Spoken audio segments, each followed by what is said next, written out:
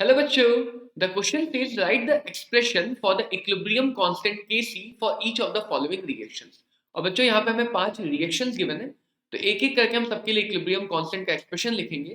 पहले ही समझ लेते हैं कि कोई भी अगर हमारे पास रिएक्शन गिवन है, let's say the reaction is P times of यानी P moles of A solid react with Q moles of B gaseous in order to give R moles of C gaseous। तो बच्चों यहाँ पे जब केसी का expression लिखा जाएगा तो उसमें सॉलिड का कॉन्सेंट्रेशन नहीं आएगा, क्योंकि अगर हम किसी भी प्योर कंपोनेंट के, प्योर सॉलिड और प्योर लिक्विड के कॉन्सेंट्रेशन की बात करें तो this comes out to be 1000 times of density of that component divided by molar mass. क्योंकि अगर प्योर कंपोनेंट है तो सल्यूट भी वही है, सॉल्वेंट भी वही है, सोल्यूशन भी वही है। So mass upon volume in the terms of molarity will become density, and this will be constant for solid as well as liquid, क्योंकि डेंसिटी सॉलिड और लिक्विड की कांस्टेंट रहती है एट अ गिवन टेम्परेचर।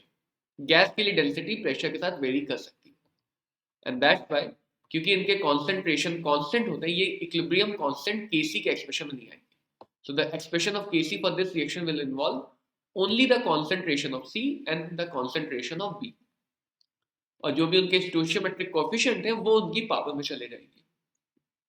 तो अगर मैं यहाँ पे पहली रिएक्शन देखूं, so the first reaction is twice of NOCl gas reversibly gives twice of NO gas plus Cl2 gas।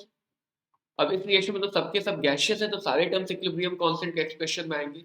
So the expression of Kc will become concentration of NO, RHS side के concentration आएंगे, यानी NO का भी concentration होगा, Cl2 का होगा, divided by LHS side के concentration यानी कि NOCl का कॉन्सेंट्रेशन। और हर टर्म में जो भी उनका कोफिशिएंट है वो पावर आ जाएगा, यानी NO की पावर 2, Cl2 की पावर 1 एंड NOCl की power 2। This will be the equilibrium constant expression for the first reaction. अब बच्चों को यहाँ पे मैं सेकंड रिएक्शन की बात करूँ, so the second reaction is twice of copper nitrate CuNO3 whole twice, and this is also solid, reversibly gives twice of copper oxide, this is also solid, plus 4 times of NO2 gas, this is gas, plus O2 gas। तो यहाँ पे अगर देखा जाए तो दोनों solid term केसी के expression में नहीं आएंगे। So the expression of KC will become concentration of NO2, RHS side के कॉन्सेंट्रेशन टर्म आएगा, O2 का टर्म आएगा, सॉलिड टर्म RHS साइड का भी नहीं आएगा, LHS साइड का भी नहीं आएगा, एंड NO2 की पावर 4 आ जाएगा, O2 की पावर 1 आ जाएगा। This will be the equilibrium constant expression for the second reaction. Now let's see the third reaction. So the third reaction is acetic acid के ईस्टर की एसिडिक हाइड्रोलाइसिस। तो यहाँ पे इथाइल एसिटेट ईस्टर है which is aqueous, water liquid है, and this reversibly gives acetic acid.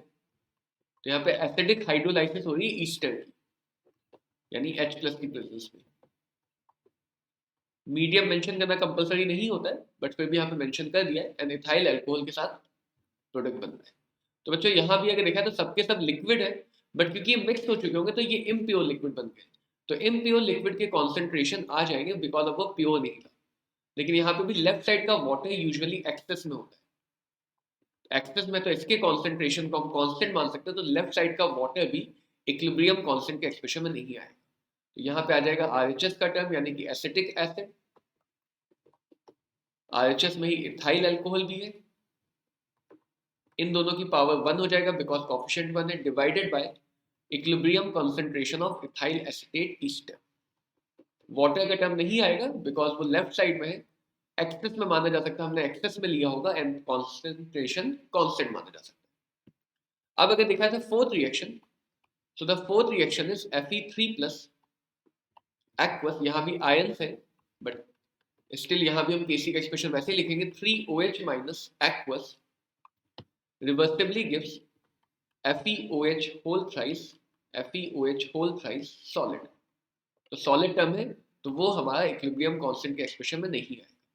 तो Kc will become, RHS side में कुछ भी नहीं आएगा तो यहाँ पे 1 लिख दे रहे, 1 अपॉन Fe3+ एक्वस है, इम्प्योर है, आ जाएगा इक्विलिब्रियम में, एंड OH- इसके भी कॉन्सेंट्रेशन की पावर 3 हो जाएगी।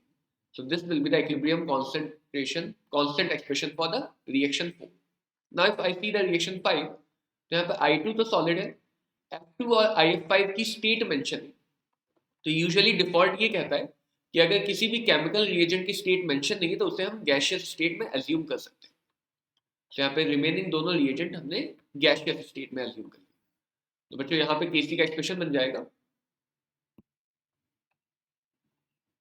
IF5 का कॉन्सेंट्रेशन आएगा बिकॉज वो गैसियस है, इसकी पावर 2 आएगा बिकॉज कॉफिशिएंट 2 है, डिवाइडेड बाय F2 का एक्सप्रेशन आएगा बट I2 का कॉन्सेंट्रेशन नहीं आएगा एंड F2 की पावर हो जाएगा 5. So this will be the equilibrium concentration expression for the reaction number 5. So that's how we have solved the equilibrium constant expression for each of the reaction. This is the expression for first reaction. This is the expression for second reaction. This is the expression for third reaction. This is the expression for fourth reaction, and this is the expression for fifth reaction. Hope this clears the question. All the very best.